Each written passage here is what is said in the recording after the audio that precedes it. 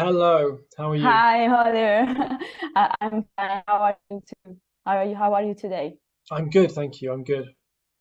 So I'm gonna introduce myself a bit. I am Livia from Cultura Pop, and I already watched the movie. Of course, let me tell you, I really enjoyed your movie, and I mean, I want to say you congratulations for your project and yours and your team. Mhm.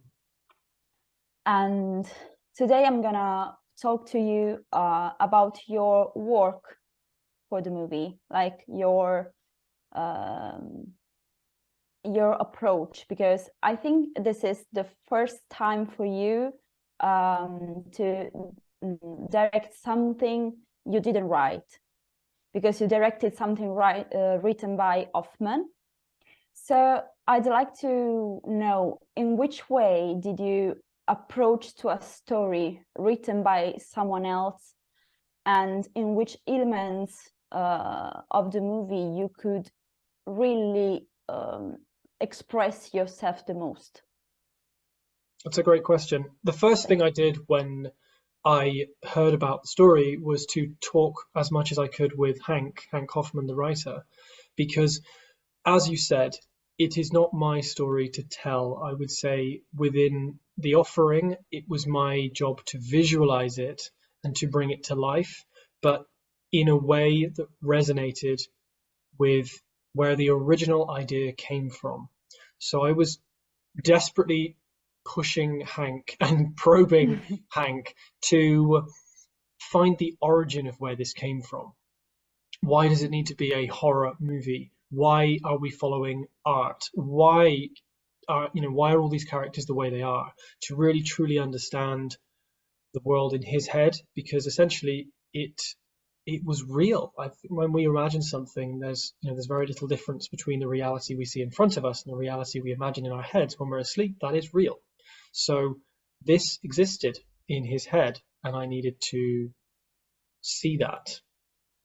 So it was definitely a lot of talking about where the inspiration came from, why it needed to be scary, and why we were using fear as a way to tell this story, because that's all the fear is.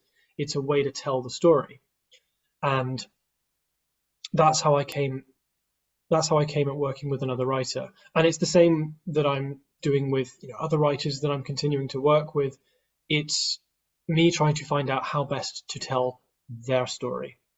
And as you said as well, myself and the team, because I think anyone who directs a movie, there should be a colon after the name and then just list the credits, because Yeah. we all made this film. This is not my film, it's not my story. I just directed it, if that makes sense. Yeah, I understand. That's why I was curious about hearing how did you connect with Hoffman and Yes, your different visions yes, of the movie. absolutely. Well, that was the most important thing, was to get on the same page, to make sure we were seeing eye to eye with the vision that he had when he was inspired by the idea, and that I had when I was reading the script and reading the characters.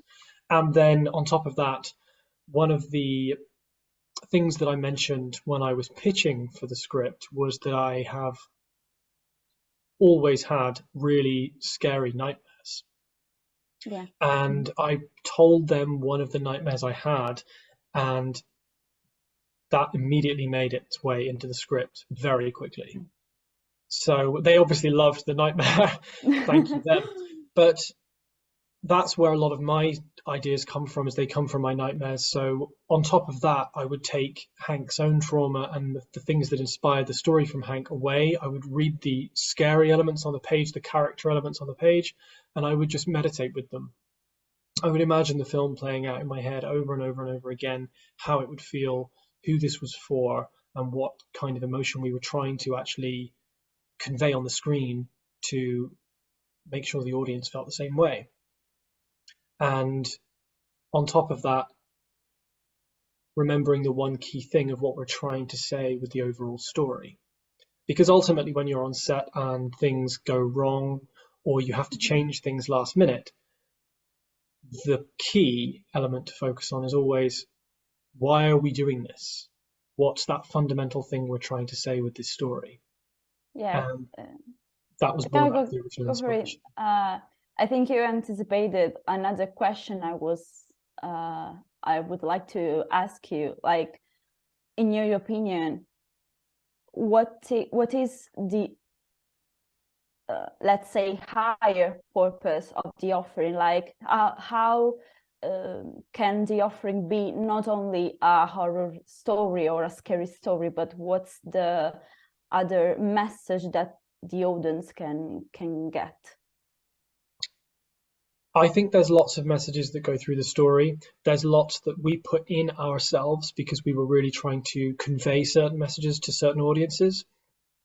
But I wouldn't like to say what it means to me personally, because I don't want to undo something it means to someone else. Okay. I don't ever want to have the artist of a painting explain to me its meaning, because then I will remove the meaning I put on it. And I think that's the lovely thing about specifically horror, or what it's trying to say. If it moved you, if you were Jewish, or if you weren't Jewish, or if you were,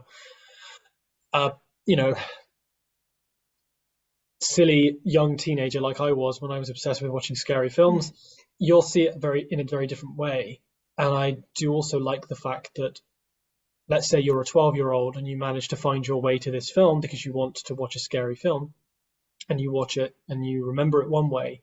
In 20 years, when you go back and watch it, it will mean something very different to you. That's one of the things that I love about the horror masterpieces, is that when I was in my early teens, I was watching everything I could get my hands on. And those beautiful, moving films that I loved back then, when I rewatch them now, it's almost like they're completely different films, because I'm seeing them completely differently. And they mean different things. They hit harder.